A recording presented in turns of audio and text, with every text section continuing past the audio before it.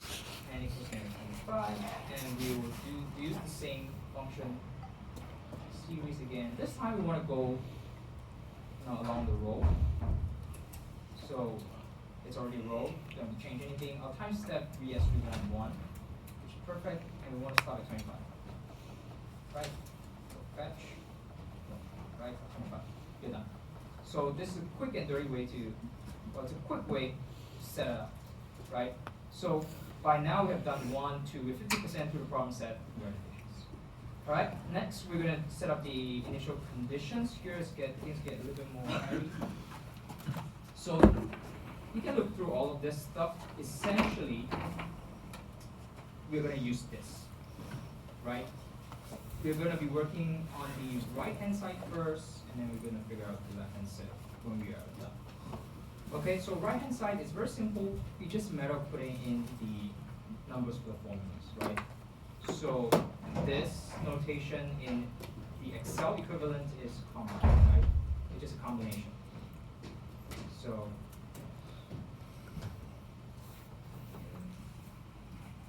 right, and that's what I'm going to do for here, which is called the pre-normalization. That's the way the term for before the 7. So pre-normalization, I'm going to use this. So I would recommend putting this down, right? Just the headers is it's useful as later on as your spreadsheet gets kind of bigger, you know what those numbers are, because when you come back later on, it might not make sense to you. So pre-normalization, that's where we're going to start. And I have this very long string of formulas which I've done over the weekend. And I don't like long nested formulas because they're messy and I don't know what they mean. When I look back at them after like maybe an hour or so, I don't know what they are anymore. So instead, let me just break it down, right? So let's work with the first part of this stuff, the comma. So which is probably might be an more alien formula that you have. But it's pretty simple, right? There are 2 inputs, 2n and n plus little n. And if you look at the prompt, usually you just type in combine CODIN. You'll have this prompt which asks you, what are the inputs that you should be putting in. And basically it's the number and the number chosen, right? And so that's basically it. So for the number, we're going to have 2n. So 2 times n. And n is basically one of our inputs here. And I'll put it down by locking it down. And that means just putting the $sign in front of the b and in front of the 3. And what that does is as I'm shifting through, or as I am changing the position, as you see here, of my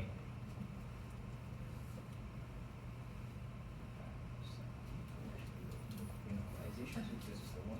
So as I'm changing the position of my cells when I copy and paste, right, B doesn't change. I'm always referring to this B here. It never changed, it never moved, so it's always pulling the right reference. Okay, that's all it does, right? So, and then the other stuff is basically number chosen is n plus little n, right? Little n, so n doesn't change. Once again, you want to have the same number here. Lock it down. This stuff, it changed, right? It's going to be a relative reference. And in Excel, what relative reference means that, when I have a formula, for example, in this cell, it's always going to look down a certain amount of offset away, right? So if I'm, for example, here, this is 1, and this is 2, and I have a formula that say, okay, go take the numbers in the cell 2 cells above plus the number cell in 1 cell above, enter, and that's relative referencing. Is if I copy and paste it, right, it's going to do the same. So it's always going to take those 2 cells, and then relative to where my cell is, I'm going to take the other 2 cells. So let's say this is 3 and 4. So that's what it does. So if you don't lock anything down, that's the default. That's relative referencing, right? It's very simple stuff, but you've never used Excel before, that might kind of be a bit weird, right? It takes some time to replicate around. And what you can do instead is, now you can say, I want to I want to change how I'm referring to stuff, right? If I put a dollar sign in front of a column, for example, a column reference, right? It's based, column references usually are the letters. And what does that says that, you know, don't change the columns, don't change the columns. Always refer to stuff that's in column, whatever it is. So in our case, column B. So, right, it's never gonna change, no matter where I shift this, it's not gonna, column-wise, I'm never like changing stuff. It's always referring to this. But the rows still can move, right? So if I move one row down, see all of this stuff is still offset one row down. But if I move the columns, nothing changes. That's what it is. So conversely, if you do, now let's say if I want to only change the, I want to move the columns, but I don't want to move the rows, right? I can do the same, just fix all of the numbers, which are the row references, right? If I move by column-wise, stuff's gonna change. But if I move like down the rows don't change, right? The rows always remain the same, right? Columns can change, rows don't change. And that's really what we're trying to do. And why am I talking about this? Because it becomes useful. Essentially, we're gonna be working with almost like it's almost like a two-dimensional movement, right? So you're gonna be moving both row-wise, column-wise. So there are some things we want to change, something. Okay. Anyway, so that's kind of sidetrack. Let's come back to this. So we have first part of the equation done, right? The combine. Next part is very simple, the exponential. And here it's really simple. Just plug in the numbers, right? Right. It's basically 2 delta 0, 2 multiplied by delta 0 multiplied by n. N is going to change, so we want to keep that as a relative reference. And then kappa 0, right, multiplied by, so when you do square, I like to put them in brackets, because otherwise it gets messed up. N square, right, little n square, right, and divided by big N, right, and that's essentially what the formula is saying. This part, right, that's all you need. Put in the formula. Everything that's in here, lock it down.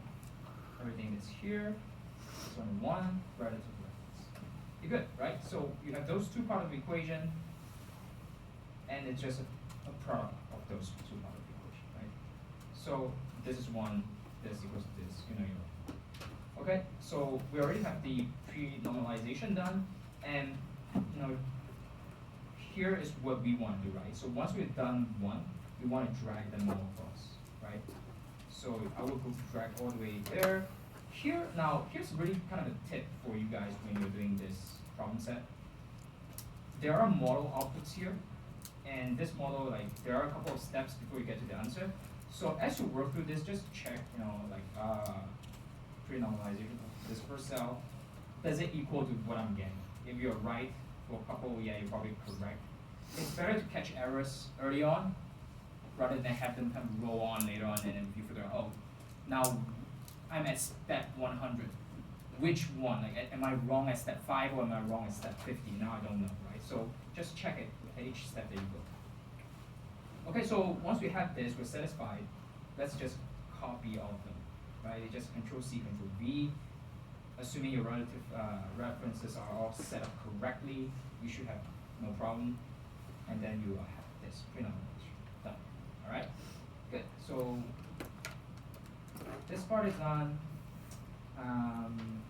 Now we kind of need to figure out here essentially equation 4 use 1 over C, right?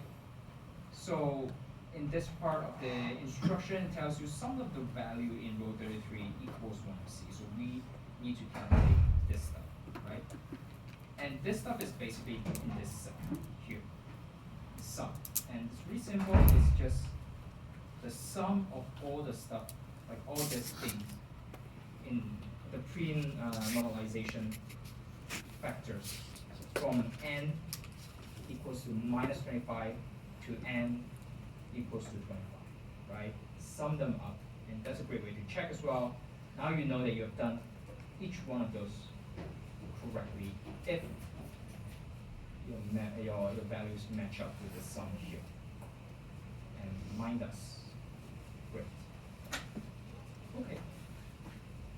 So we are done with 3.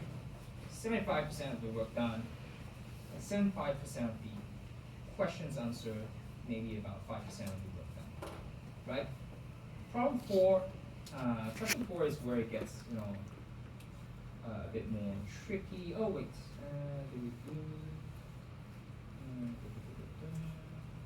yeah, so one thing I forgot to do, so you need to set the initial condition, which is the point of doing this, is basically then take the normalization divided by the sum.